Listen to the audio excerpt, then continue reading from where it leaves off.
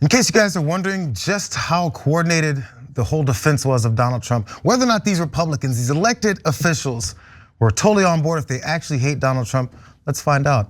Because there's a new book and reveals that the Republicans had more of a hand in Trump's first impeachment defense than they originally let on. They were looking to protect this guy. That's pretty obvious. But this book is called Unchecked, the untold story behind Congress's botched impeachments of Donald Trump.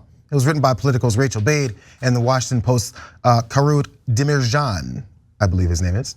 The book follows both attempts to remove Trump from power. Here's some of what it revealed, because during that first impeachment trial, it's covered whether or not there's a quid pro quo between Donald Trump trying to force any kind of influence he could on Volodymyr Zelensky.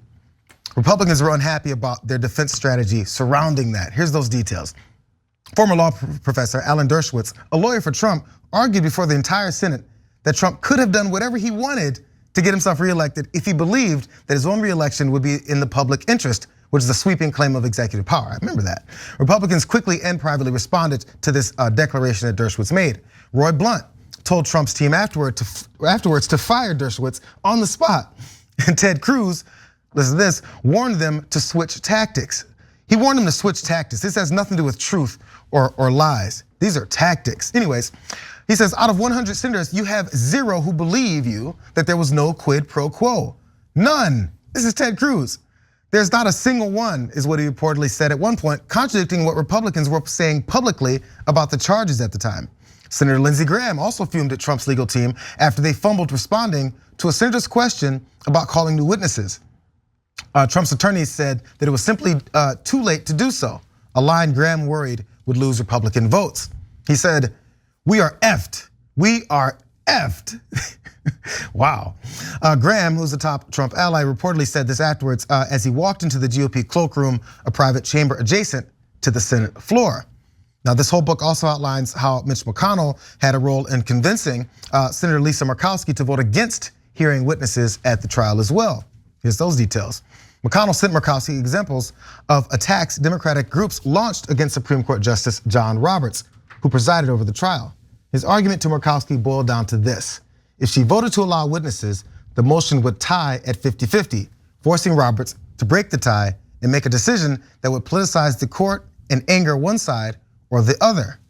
The book also details how Murkowski then struggled with her decision on witness testimony after publicly calling out McConnell over his pledge to act in, quote, total coordination with the Trump White House as the trial unfolded. McConnell cited as precedent President Bill Clinton's contacts with Democratic senators during his 1999 impeachment trial, where Murkowski blasted McConnell over his view that jurors aren't really impartial, saying that in an interview before the trial kicked off that she was disturbed by his comments. Now, by the way, some of this roller coaster between Mitch McConnell and Donald Trump and their relationship and how much he hates him, but then he's gonna stab him in the back, and then Donald Trump calls him a turtle or something like that, or I forget what names he called him. And now to what's latest.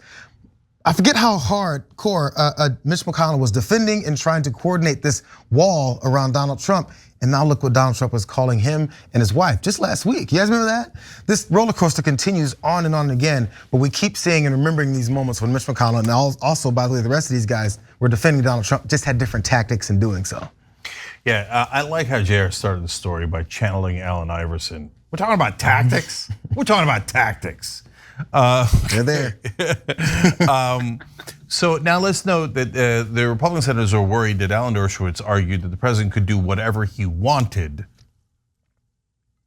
and then they all voted to let the president do whatever he wanted. Okay, and then Ted Cruz being honest behind the scenes. Hey, there's a first for everything. Remember, the whole point of the impeachment was quid pro quo, right? Trump says, you guys do me a favor, and then I will personally, for my political career, and then I will do you a favor by manipulating American foreign policy, not for the interests of the American people, but for my own interest. That's the whole point of impeachment. That was the quid pro quo. And Cruz apparently behind the scenes said, every single Republican senator, as well as Democratic senator, thinks that Trump did do that. And they all voted to quit, right? These are the greasiest, slimiest people on earth. And this is part of why I get so mad at mainstream media. Sure, they'll call out Cruz on a couple of things. They'll call out Trump on plenty of things. But remember, every Republican senator thought that Trump was guilty, and they all voted to acquit him. And when you see mainstream media, John Thune and John Cornyn and Roy Blunt and all these, they're beloved, honorable, esteemed gentlemen having real debates. They're having real debates. No, they're all crooks, total, utter crooks, right? But the media is like, no, we need access to them. So we're gonna lie to our audience. Let's be clear about what you're doing, okay? And then finally, so there, and this is the most surprising part of the story. Even the crooked Republican senators are weirdly clueless about how politics works. And I'm going to explain why in a second, but it's, look at them. They're like, oh my God, Dershowitz said the wrong thing, we might lose. What is Murkowski going to do? And what if John Bolton testifies? And was there a quid pro quo? We might lose. What are you guys talking about? You had no chance of losing. You're all crooks, and you're all going to vote to acquit him no matter what. Why were you confused about that? Did you think that some of the Republican senators were honest, decent people? You've been working with them for decades. Don't you know? They're just as crooked as you are. You never had any chance of losing that case. Isn't that amazing that they don't know that? That they were actually worried? It's just unbelievable.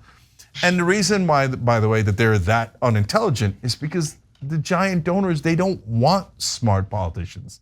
They want waiters to serve them, right? And no disrespect to waiters, okay? But they're looking for people to do as they are told. And if you're looking for people to just blindly follow orders and give you the goddamn tax cuts, you don't find smart people, you find dumb people to carry out those orders. And that's who Lindsey Graham and Ted Cruz are.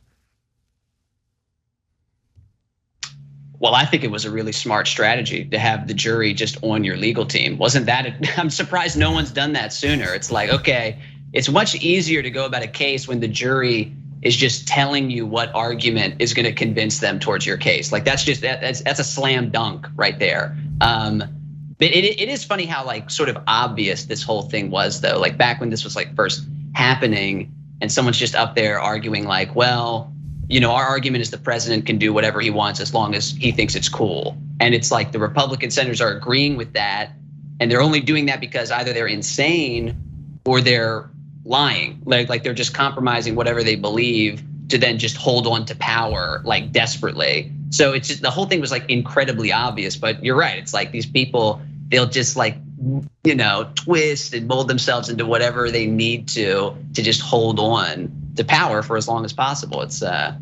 It's gross. If this entire party of senators coordinated an effort to make sure they let, who Ted Cruz obviously and openly said, no one believes you, voted to make sure that he doesn't pay any consequences, what does that say about their belief in law and order? What does that say about their belief in any other kind of accusations they throw at other political opponents? Do they really believe it? Is it true? The whole reason why you have to poke holes in politicians' lies and expose their lies is to show they will do this in every other instance because they're not interested in the truth, they're not interested in law, they're definitely not interested in order. They're interested in their power continuing to stay. What Dana Loesch just said the other day when Herschel Walker's whole thing got blown up with his abortion hypocrisy. She goes, we don't care. Principles, policies, what's the matter with you guys? Power.